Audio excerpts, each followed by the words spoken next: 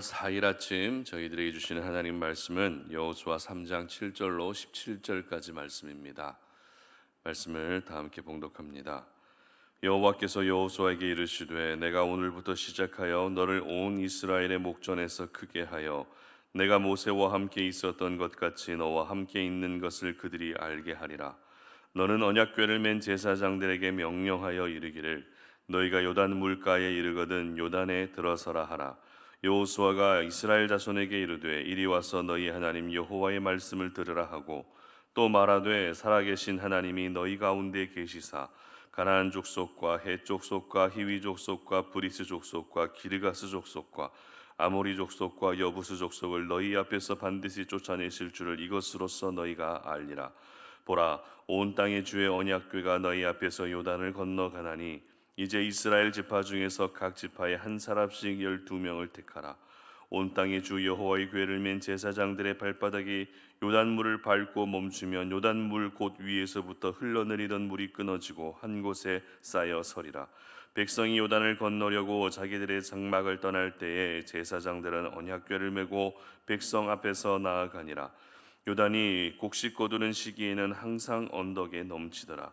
궤를 맨 자들이 요단에 이르며 궤를 맨 제사장들의 발이 물가에 잠기자 곧 위에서부터 흘러내리던 물이 그쳐서 사르단에 가까운 매우 멀리 있는 아담성읍 변두리에 일어나 한 곳에 쌓이고 아라바의 바다 염해로 향하여 흘러가는 물은 온전히 끊어지매 백성이 여리고 앞으로 바로 건널새 여호와의 언약궤를 맨 제사장들은 요단 가운데 마른 땅에 굳게 섰고 그 모든 백성이 요단을 건너기를 마칠 때까지 모든 이스라엘은 그 마른 땅으로 건너갔더라.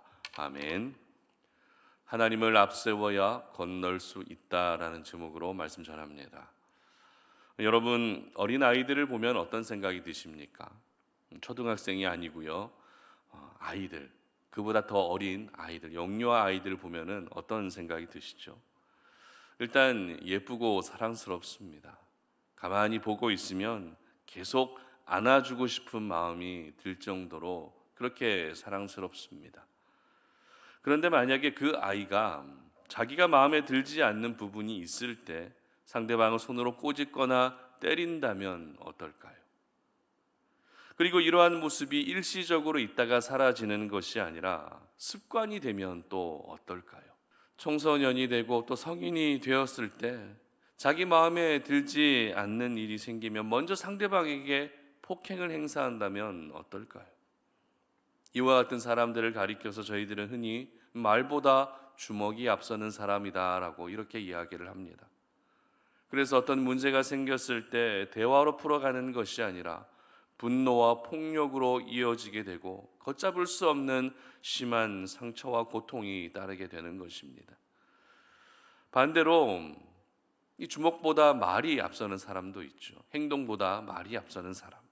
그렇기 때문에 우리가 이 땅을 살아가면서 내가 말을 앞세워 살아갈 것인지 아니면 행동을 앞세울 것인지 여러 상황에 따라서 신중하게 판단할 수 있어야 됩니다.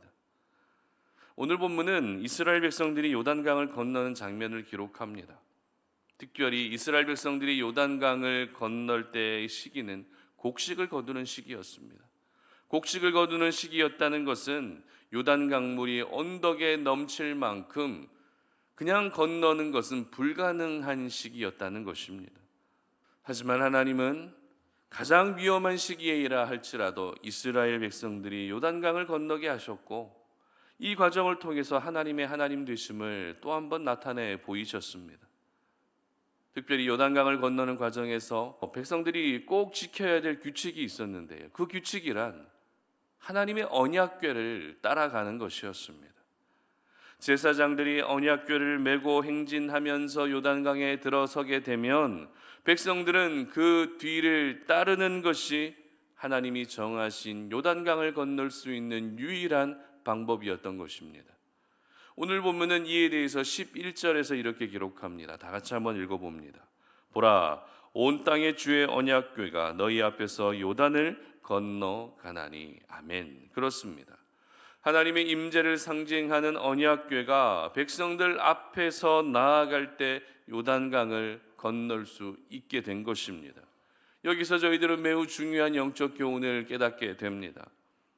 우리 삶 속에서 요단강물과 같이 나의 앞길을 가로막고 있고 나를 더 이상 나아가지 못하게 하는 여러 문제들은 하나님이 앞서 행하실 때에만 건널 수 있다는 것입니다. 하나님이 행하실 때에만, 하나님이 앞서 행하실 때에만 우리는 그 모든 인생의 문제를 해결함 받을 수 있게 되는 것입니다. 그래서 여호수아는 백성들에게 언약궤가 너희들보다 앞서 갈 것이고 너희들은 그 뒤를 따라야 한다는 것을 본문 3장 말씀에서 끊임없이 말씀하고 있었던 것입니다. 그렇다면 여러분은 어떠십니까? 인생의 여러 문제들 앞에서 하나님을 앞세우고 계십니까? 아니면 하나님보다 여러분이 더 앞서고 계십니까? 솔직히 하나님이 앞서 행하셔야 할 그 자리에 우리 자신이 그 자리를 차지하고 있는 경우가 적지 않은 것 같습니다.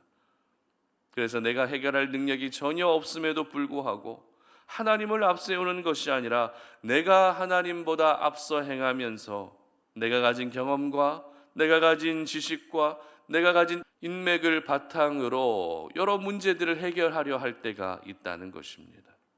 그러나 아무리 그렇게 해봐도 해결은커녕 점점 더 심한 염려와 걱정만 커지게 된다는 것을 여러분 모두 겪어보셨을 것입니다. 그러므로 내가 하나님을 앞서는 것이 아니라 하나님이 앞서 행하시는 것이 모든 인생의 문제를 해결함 받을 수 있는 열쇠가 된다는 것을 이 아침에 여러분 모두 기억하시기를 바랍니다. 그렇다면 하나님을 앞세운다는 것은 무엇을 의미하는 것일까요? 언약궤는 저희들이 잘 알고 있는 것처럼 하나님의 임재를 상징하는 것입니다. 그런 언약궤가 백성들 앞서 행하셨다는 것은 우리 인생에서 하나님의 임재가 가장 우선이 되어야 한다는 것을 말하는 것입니다. 특별히 하나님의 임재는 우리가 하나님을 예배할 때 가장 강력하게 나타나게 되죠.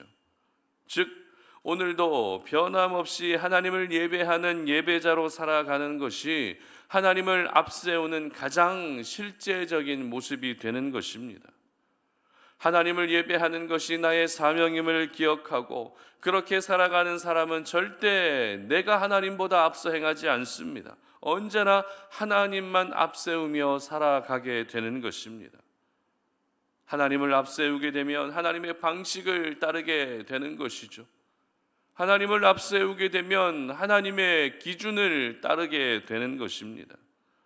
따라서 우리가 오늘도 주어진 자신의 삶의 자리에서 하나님의 임재를 경험하는 예배자로 살아가고 그 임재 속에서 주어지는 살아계신 하나님의 말씀에 순종하는 것이 하나님을 앞세워 살아가는 모습이라는 것을 여러분 모두 기억하시기를 바랍니다. 이렇게 하나님을 앞세우게 되면 불가능한 요단강을 건널 수 있게 되는 것입니다. 이렇게 하나님을 앞세우게 되면 불가능한 것처럼 보이는 삶의 모든 문제를 해결함 받을 수 있게 되는 것입니다. 그러므로 우리 살아가는 송탄 오륜의 모든 가족들은 하나님을 앞세우셔서 내 힘으로 해결할 수 없는 인생의 문제를 하나님이 행하시는 능력으로 해결함 받을 수 있기를 주님의 이름으로 축복합니다. 그리고 또 한 가지 저희들이 생각해 봐야 할 것은 하나님을 앞세워야 요단강도 건널 수 있고 하나님을 앞세워야 삶의 문제들도 해결함 받을 수 있지만 우리가 하나님이 아닌 다른 것을 앞세우며 살아갈 때가 있다는 것입니다. 무슨 말인가 하면 괜한 걱정과 염려를 앞세우고 산다는 것이죠. 뿐만 아닙니다. 두려움이 앞설 때도 있습니다. 실패와 상처가 앞설 때도 있다는 것입니다. 이처럼 저희들은 살아가면서 불필요한 것들, 우리 삶에 별로 도움이 되지 않는 것들을 앞세우며 살아가는 일들이 적지 않은 것 같습니다. 그러면 이러한 걱정과 염려, 두려움들, 실패들, 상처들이 앞세워지게 되면 어떤 일이 일어날까요? 삶의 문제는 전혀 해결될 수 없습니다. 오히려 걱정은 점점 커지게 되는 것이죠. 염려와 두려움의 게이지도 점점 상승하게 되는 것입니다. 그리고 결국에는 패배주의에 사로잡혀 무기력한 인생을 살게 되는 것입니다. 그러므로 저희들은 오늘도 하나님만을 앞세울 수 있어야 되는 것입니다. 하나님이 앞서 행하신다는 것은 하나님만이 저와 여러분의 영적 가이드가 되신다는 것을 의미합니다. 하나님이 앞서 행하신다는 것은 하나님이 저와 여러분의 목자가 되신다는 것을 의미하는 것이죠. 하나님이 앞서 행하신다는 것은 하나님만이 우리의 영원한 인도자가 되신다는 것입니다. 잠언 16장 9절은 저희들이 잘 알고 있는 말씀을 기록하고 있는데요, 다 같이 한번 읽어봅니다. 사람이 마음으로 자기의 길을 계획할지라도 그의 걸음을 인도하시는 여호와시니라. 아멘. 사람이 자기 마음으로 그 길을 계획한다 할지라도 그 걸음을 인도하시는 분은 누구시라고요? 바로 살아계신 하나님이라는 것입니다. 그렇습니다. 아무리 저희들이 잘 계획하고 아무리 저희들이 잘 준비한다 할지라도 하나님의 인도하심이 없다면 소용없는 것입니다. 하나님이 인도해 주실 때 가장 안전하고 평안한 인생을 살 수 있게 되는 것입니다. 그러므로 여러분, 하나님만을 앞세울 수 있기를 바랍니다. 하나님보다 앞서 행하지 마시고 하나님이 여러분보다 앞서 행하실 수 있게 하시기를 바랍니다. 그리고 여러분 안에 있는 걱정과 염려와 실패에 대한 두려움들, 근심들, 이러한 부분들을 앞세우지 마시고 그 모든 걱정과 염려를 사라지게 해주실 우리 하나님만을 앞세울 수 있기를 바랍니다.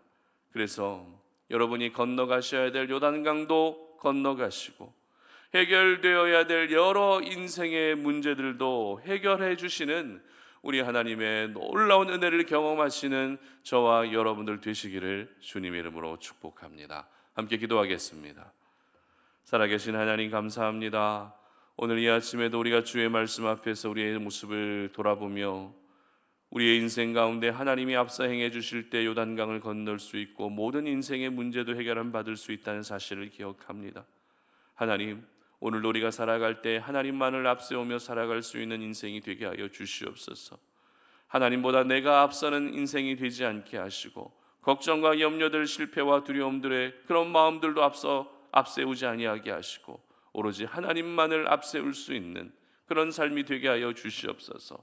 하나님이 우리보다 앞서 행하여 주실 때 우리는 요단강을 건널 수 있습니다. 모든 인생의 문제도 해결함 받을 수 있습니다. 아버지 하나님, 그러한 은혜를 누릴 수 있는 우리 모든 성탄 오륜의 가족들이 되게 하여 주시옵소서. 감사드리며 예수님의 이름으로 기도드립니다. 아멘.